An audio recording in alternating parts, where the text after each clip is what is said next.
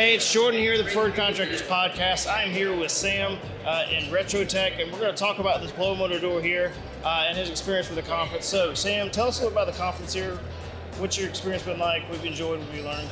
Yeah, so it's good to be back here at the conference live again. You know, we took a couple years off because of COVID, but this one's usually a pretty big deal for us. We usually bring a lot of our team here to be a part of this, but just the education that happens here is excellent. You've got some of the best minds in home performance that are in the U.S. here in one spot. And then, of course, seeing all the new innovation and the new technology and the new processes that are out.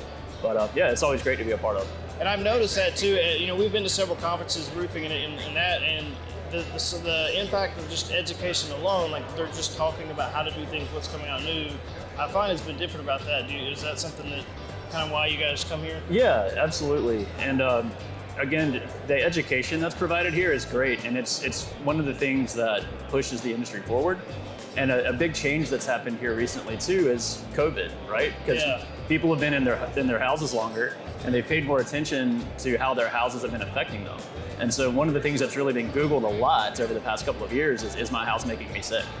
And so indoor air quality is something that we focus on a lot. So when you're using a blower door like this to test a house, a lot of the times the reason why they're there is because of poor indoor air quality. And if you have a really leaky building envelope, you've got lots of stuff happening. You've got stack effects pulling outdoor air in, exhausting conditioned air out, and then things come with it, like pollen, mold, stuff like that. So yeah, it has a big impact on how we sleep at night and things like that.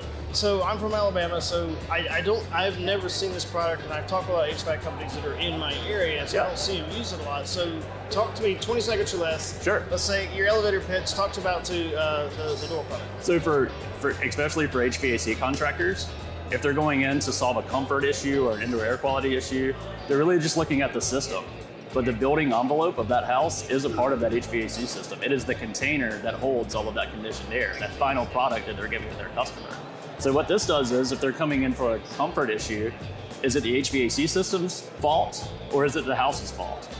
So that's what this tool is used for. And the technology that's in this has come a long way.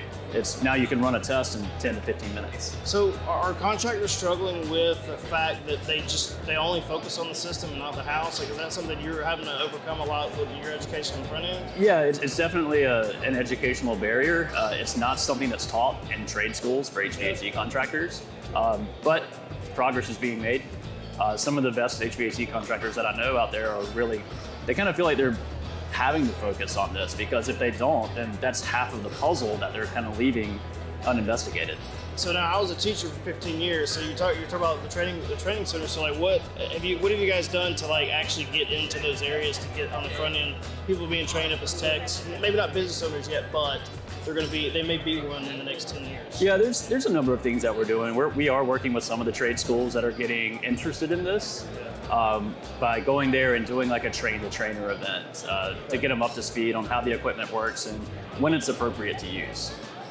Over the past couple of years too, when we weren't traveling to conferences like this, I actually built my own lab in my house, and so I've been doing trainings over Zoom with the equipment. It's the next best thing to actually being there and getting your hands on it. So yeah, we're trying several approaches like that. Awesome, man. Awesome. Well, good. Hey, Sam, thank you again for hopping on. For sure. Here. Yeah, thank you.